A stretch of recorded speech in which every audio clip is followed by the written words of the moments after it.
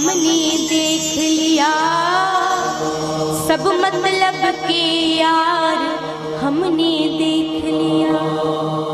आत्मदेव जी मन में विचार करते, इतने दिनों इस संसार में रहा लेकिन वो कोई व्यक्ति ऐसा नहीं जो मेरा अपना हो। जिस पर विश्वास किया उसी ने विश्वास तोड़ा, उसी ने भरोसा तोड़ा।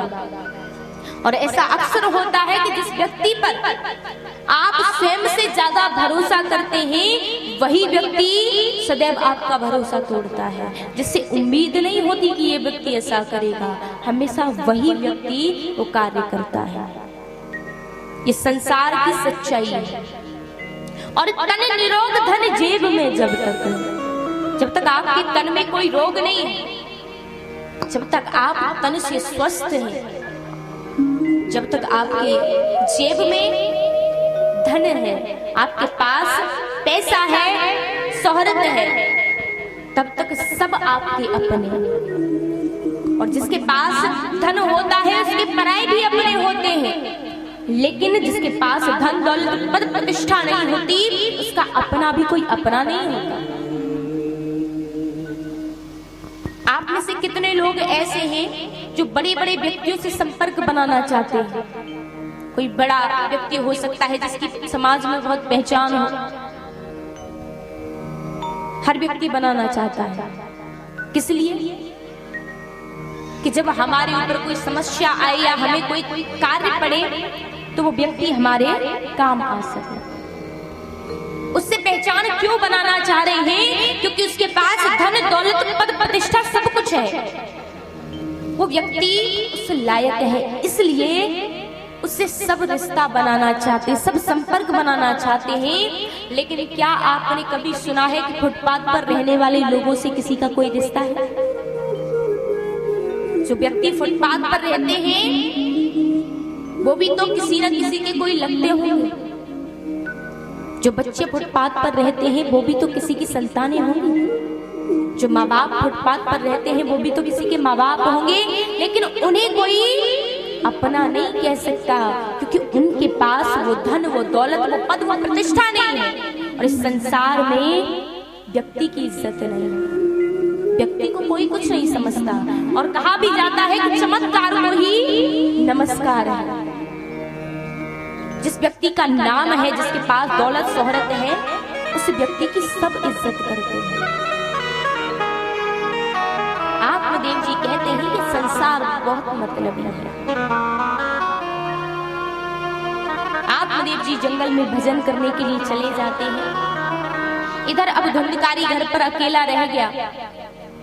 गोकर जी महाराज यात्रा करने चले गए, अपनी माँ से धन मांगने आया। माँ ने कहा, बेटा जितना भी धन था तुझे पहले ही दे चुकी हूँ, अब धन कहाँ से लाऊं? और जब माँ ने धन देने से इनकार कर दिया तो मदिरा का पान कर रखा था, उस मदिरा के मद में आकर उसने अपनी माँ पर हाथ उठा दिया।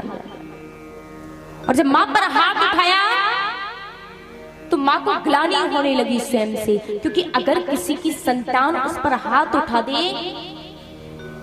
तो उससे बुरा जीवन किसी का नहीं हो सकता।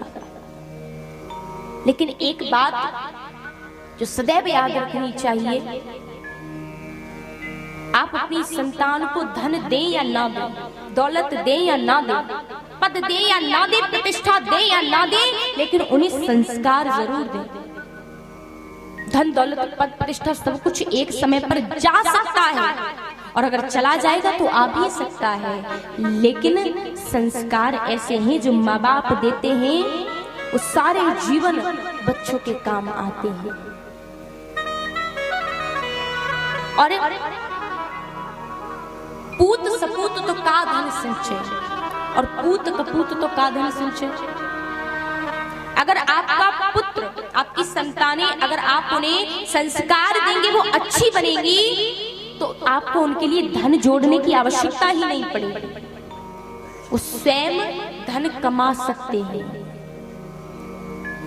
और अगर आप संस्कार नहीं देंगे और आप केवल धन जोड़ने में लगे रहे, अरे हम तो अपने बच्चों को इतना धन छोड़ जाएंगे, कब तक वो धन काम आएगा? धन किसी भी अवस्था में नहीं जोड़ना है। अगर देना है तो अपने बच्चों को संस्कार दीजिए, क्योंकि संस्कार सारी उम्र सारे जीवन उनके साथ रहते हैं। और यहाँ पर जब धुंधकारी ने धुंधली पर हाथ उठाया तो मात्र गलती धुंधकारी की नहीं थी, गलती यहाँ पर धुंधली की भी थी, क्योंकि उसने अपने बेटे को संस्कार नहीं दिए। और बच्चा कोरा कागज होता है, जिस प्रकार से आप एक कोरे कागज को ले लीजिए, आप उस पर जैसा लिखेंगे वैसा ही लिखा जाएगा। उसी प्रकार से आप एक छोटे से बालक को कोरा कागज समझ लीजिए। आप उस बालक को जैसा लिखेंगे, जैसे संस्कार उसे देंगे, वो वैसा ही बन जाएगा। तो बच्चों को संस्कार देना बहुत जरूरी है। अब धुंधकारी तो वहां से चला जाता है। धुंधली को मन में ग्लानि हुई तो रात्रि के समय उठ करके उसने आत्महत्या कर ली। और जब आत्महत्या कर ली, धीरे धीरे समय व्यतीत हुआ। तो अब वेश्याओं को लेकर के वो धुंधकारी अपने घर आता है। वेश्याओं ने विचार किया कि एक दो बार राजा की दृष्टि में आ चुका है। राजा ने कहा है अगर अगली बार कोई भी त्रुटि हुई, कोई गलती हुई तो तुझे फांसी के फंदे पर चढ़ा देंगे। अब इसके पास जो धन था वो हमने ले लिया, अब इसके पास धन नहीं है, और अगर धन नहीं है तो इससे हमें कोई कार्य नहीं है, और अगर ये पकड़ा जाएगा तो इसके साथ में हमें भी सजा मिलेगी। उन्होंने एक चारपाई से उस धुंधकारी को बांधा और आग के कोयले लेकर के उसके मुख में भर दिए और उसको जान से मार दिया। और देखिए, जिसका आरंभ अच्छा नहीं होगा उसका अंत कभी अच्छा नहीं हो सकता। इस धुंधकारी का जन्म हुआ, जन्म होते ही इसकी सगी मां ने इसे धन से बेच दिया, और अंतिम में इसका हश्र होता है किसी वेश्याओं ने मुख में कोयले डालकर जान से मार दिया। गोकर जी महाराज यात्रा कर रहे थे, पता पड़ता है मेरे भाई धुंधकारी की मृत्यु हो गई, तो गया धाम में श्राद्ध करते हैं। और जब श्राद्ध करते हैं, धीरे धीरे समय व्यतीत होता है और गोकर जी महाराज यात्रा पूरी करके वापस लौटते हैं। जब यात्रा पूरी करके वापस लौटे तो अब गोकर जी महाराज अपने घर में आकर के रात्रि के समय भजन करने लगते हैं। भजन करने लगते हैं तो कुछ आवाजें उन्हें सुनाई देती हैं, कुछ परछाइयां दिखने लगती हैं। गोकर जी का भजन नहीं हो पा रहा, उसमें विघ्न पड़ रहा है। गोकर जी ने आंखें खोली और कहा कि कौन है।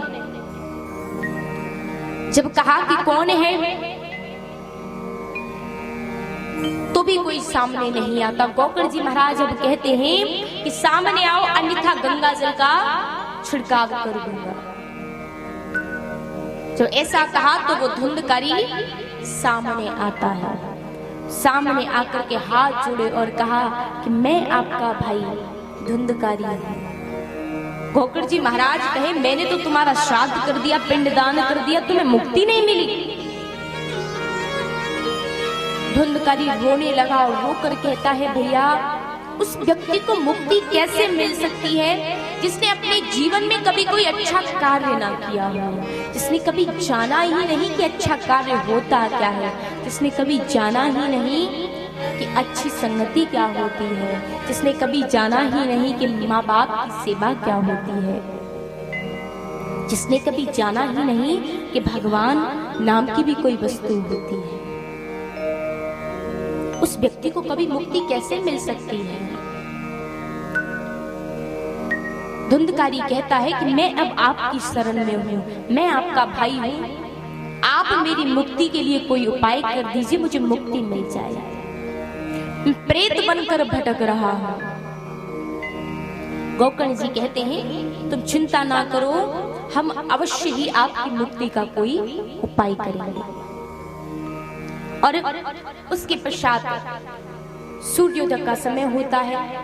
गोकर्ण जी महाराज नित्यव्रती अपना जो नित्य कर्म करते थे वो करते हैं, सूर्य भगवान की आराधना करते हैं और उनसे पूछते हैं कि मेरे भाई धुंधकारी को मुक्ति कैसे मिलेगी। जब पूछा तो सूर्य भगवान कहते हैं कि अगर अपने भाई की मुक्ति कराना चाहते हो तो श्रीमद् भागवत कथा का आयोजन करो, इसे भागवत कथा श्रवण कराओ, उससे इसे मुक्ति की प्राप्ति होगी। सूर्य भगवान के कहने के आधार पर गोकर्ण जी महाराज ने कथा का आयोजन किया। व्यास गद्दी पर स्वयं आसीन होते हैं, सुंदर प्रांगण बनाया जाता है और कथा आरंभ होती है। अब जब कथा आरंभ हुई तो धुंधकारी से कहा कि आओ और कथा श्रवण करो, कथा श्रवण करो, हम ये कथा आपकी मुक्ति के लिए कर रहे हैं। अब धुंधकारी तो प्रेत है और मैया प्रेत तो हवा होती है, हवा कहीं ठहर नहीं सकती। अगर वो बैठ करके कथा सुनेगा तो हवा उसे ले जाएगी, वो कथा नहीं सुन सकता। तो अब धुंधकारी के लिए एक 7 गांठों वाला बांस लगाया जाता है। उससे कहा गया कि आप इसके अंदर निवास करो, यहाँ निवास करके कथा सुनो, जहाँ वायु नहीं पहुंचेगी, हवा नहीं पहुंचेगी। पहले दिन की कथा होती है। पहले दिन धुंधकारी पहली गांठ में बैठ करके कथा श्रवण की। पहले दिन की कथा के प्रभाव से पहली गांठ फट जाती है। दूसरे दिन की कथा के प्रभाव से दूसरी गांठ फट जाती है और 7 गांठें इसी प्रकार से 7 दिन की कथा से फट जाती हैं। और जब कथा विश्राम होती है तो उससे धुंधकारी प्रकट होता है। और जब धुंधकारी प्रकट हुआ और भगवान के धाम से उनके लिए विमान आता है, उनको ले जाने के लिए। अब जब विमान आता है, अब कथा तो हजारों लोगों ने सुनी थी। जैसे ही धुंधकारी को ले जाने लगे और सब लोग कहें अरे एक ही विमान लेकर आए हो, कथा तो हम सब ने सुनी है, हम सब के लिए विमान क्यों नहीं लाए। कि यहाँ पर भगवान के जो पार्षद होते हैं, जो भगवान के भक्तों को अंतिम समय में लेने आते हैं, वो पार्षद बताते हैं कि कथा तो हजारों लाखों लोग श्रवण करते हैं, लेकिन कथा श्रवण करने वाले 3 प्रकार के होते हैं। पहले श्रोता, दूसरे श्रोता और तीसरे सोता। ये 3 प्रकार के होते हैं। मुक्ति मिलती है श्रोता को, क्योंकि श्रोता को केवल कथा से मतलब है। और ये दूसरे वाले होते हैं जो सरोता, ये श्रोता से थोड़े से नीचे होते हैं। ये आकर पंडाल में बैठ जाएंगे, फिर कहेंगे पंडाल तो ठीक लगी है लेकिन थोड़ी छोटी है, मंच तो ठीक बना है लेकिन थोड़ा टेढ़ा है। यानी हर चीज में बस कमियां निकालते हैं, वो होते हैं सरोता। उन्हें कथा से कोई मतलब नहीं कहाँ कथा चल रही है, उन्हें कमियां निकालनी है, ये होते हैं सरोता। और तीसरे वाले ये जो होते हैं ना, जहां भी तीसरे वाले हो इतनी शांति क्या अंदाजा नहीं लगा सकते। और तीसरे वालों में सबसे ज्यादा हमारी मैयाएं होती हैं। तीसरे वाले होते सोता, क्योंकि ये कथा में आकर केवल सोते हैं और ये आते हैं कथा में सोने के लिए।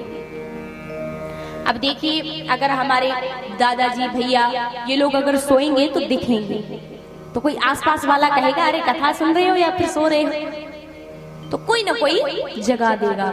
लेकिन यहाँ पर माताओं को एक सुविधा होती है कि वो घूंघट करती है, अब देखिए जब घूंघट करती हैं तब किसी का घूंघट कोई उठाकर तो नहीं देख रहा कि कौन सो रहा है कौन कथा सुन रहा है। तो हमारी मैयाएं बेचारी घर का सारा काम संभालती हैं, बड़ी थक जाती हैं। कथा में आई, घूंघट लगाया, खम्बे के सहारे बैठ गई और आराम से बड़ी मीठी नींद आती है। और जब बड़ी मीठी नींद आती है मैयाएं सो गई। जब कथा पूर्ण होती है जैसे ही व्यास जी ने जयकारा लगाया, बोली वृंदावन बिहारी लाल की, और जैसे ही जयकारा लगा मैया की नींद खुली। पड़ोसन से पूछे कथा हो गई क्या? बोले हाँ कथा तो हो गई। अब दूसरी पड़ोसन पूछे तुम्हें कथा कैसी लगी? वो कहे कथा तो बड़ी बढ़िया, और कथा तो बढ़िया थी सो थी, अरे भजन उससे भी ज्यादा बढ़िया था। अब वो कहे तुम्हें कौन सा भजन ज्यादा अच्छा लगा? वो कहे ऐसे तो नहीं पता, अब बताएंगे क्या जब सुनाई नहीं, और जब सुना नहीं तो बुराई कर नहीं सकते। तो ये तीसरे वाले श्रोता होते हैं, लेकिन मुक्ति केवल श्रोताओं को मिलती है, श्रोता और श्रोता को नहीं मिलती। इसलिए श्रोता बनने की कोशिश करें, श्रोता और श्रोता ना बने। यहाँ पर श्रीमद् भागवत कथा से धुंधकारी की मुक्ति होती है, भक्ति माता के कष्ट की निवृत्ति होती है। श्रीमद् भागवत कथा का महात्म्य श्री सूत जी ने 88,000 संत जनों को श्रवण कराया। अब श्री सूत जी कहते हैं कि सबसे पहले मैं श्री सुखदेव जी को प्रणाम करता हूं, जिन्होंने मात्र 7 दिनों में परीक्षित को मुक्ति प्रदान करा। अब 88,000 संत जन पहली बार सुखदेव जी का नाम सुनते हैं, पूछते हैं ये सुखदेव जी कौन है और आप इन्हें प्रणाम क्यों कर रहे हैं? तो यहाँ पर श्री सूत जी समझाते हैं कि मैं आपको विस्तार से इनके जीवन की कथा सुनाता हूं कि कौन है और मैं इन्हें प्रणाम क्यों कर रहा हूं। श्री सूत जी समझाते हैं, हे ऋषियों, सुखदेव जी, सुख यानी तोता, तो सुखदेव जी पहले एक तोता थे, सुख थे, और ये गोलोक धाम में राधा रानी के बड़े ही प्रिय थे। हर समय राधा राधा राधा राधा नाम जाप करते रहते। राधा रानी ने कहा आप ऐसा करो कि आप यहाँ से पृथ्वी पर चले जाओ और जाकर के भगवान के नाम का प्रचार करो। सुखदेव जी कहे ऐसे कैसे चले जाए? अरे वहां पर जाकर तो माया हमें पकड़ लेगी और भजन नहीं करने देगी। तो यहाँ पर राधा रानी कहती है कि तुम पर माया का कोई असर नहीं होगा, ये मेरा आशीर्वाद है। जब ये आशीर्वाद दिया तब सुखदेव जी पृथ्वी पर आने के लिए अनुमति देते हैं। अनुमति देते हैं तो इधर एक बार ब्रह्मा जी की सभा आयोजित होती है। उस सभा में सभी देवी देवता एकत्रित होते हैं। उस सभा में बात चलती है कि ऐसी कौन सी वस्तु है संसार में जो सबसे अमोल है। अब सब अपनी अपनी समझ के अनुसार बता रहे हैं। कोई कहे हीरा, तो हीरा तो कई व्यक्तियों के पास मिल जाएगा, वो तो अमोल नहीं है। कोई कहे सोना, सोना तो आजकल सबके पास है, सोना नहीं हो सकता। अंतिम में इसका उत्तर आता है कि सबसे अमोल जो वस्तु है वो है प्रेम। प्रेम किसके पास मिलेगा? तो नारद जी कहते हैं कि हमारे ब्रह्मा और ब्रह्माणी मैया में बड़ा प्रेम है। तो अब यहाँ पर कहते हैं कि ब्रह्मा और ब्रह्माणी में प्रेम नहीं हो सकता, क्योंकि ब्रह्मा जी तो अपने भक्तों में बहुत व्यस्त रहते हैं और उन्हें सृष्टि का विस्तार भी करना होता है। सृष्टि वही चला रहे हैं, विधाता है, तो उनके पास इतना समय ब्रह्माणी के लिए नहीं है। तो वहां तो प्रेम इतना नहीं है। विष्णु भगवान लक्ष्मी मैया की बात आती है, यहाँ पर विष्णु भगवान तो भक्तों के लिए मध्य रात्रि के समय भी नंगे पैर दौड़ने लगते हैं, तो तब तो लक्ष्मी मैया अकेली रह जाती है। अगर इतना ही प्रेम होता तो उन्हें भी साथ लेकर जाते, पर नहीं जाते, तो इतना प्रेम वहां भी नहीं है। अंतिम में कहा जाता है कि जो प्रेम सबसे ज्यादा है वो है पार्वती मैया और भगवान शिव के मध्य में। और जब ऐसा कहा जाता है तो अब नारद जी कहते हैं कि मैं इस बात को नहीं मानता। अरे मैं क्षण मात्र में भगवान शिव और मैया पार्वती में झगड़ा करा सकता हूँ। सभी देवता कहते हैं अगर आपने झगड़ा करा दिया तो हम मान लेंगे कि भगवान शिव और मैया पार्वती में उतना प्रेम नहीं है। बाबा नारद जाते हैं, जाकर कैलाश पर्वत पर पहुंचे। अब देखिए सभी देवी देवताओं के पास महल है, लेकिन भगवान शिव का कोई महल नहीं है। इकलौते देवता ऐसे हैं जिनका कोई महल नहीं है, अन्यथा सबके पास बड़े बड़े महल हैं। इनका भी महल था। एक बार मैया पार्वती सभी देवियों से मिलती है तो देखती है सबके पास महल है। मैया पार्वती हट करने लगी, बाबा कि हमें भी ऐसा ही बड़ा और सुंदर महल चाहिए। और मैया पार्वती कहती है बाबा से कि पार्वती बोली शंकर से, वो पार्वती बोली शंकर से और ऐसा महल बना देना। मैया पार्वती भगवान शिव से कहती है कि आप मेरे लिए ऐसा महल बना दो जो कोई देखे वो बोले क्या कहना भाई क्या कहना, जो भी देखे वो बोले भाई क्या कहना भाई क्या कहना।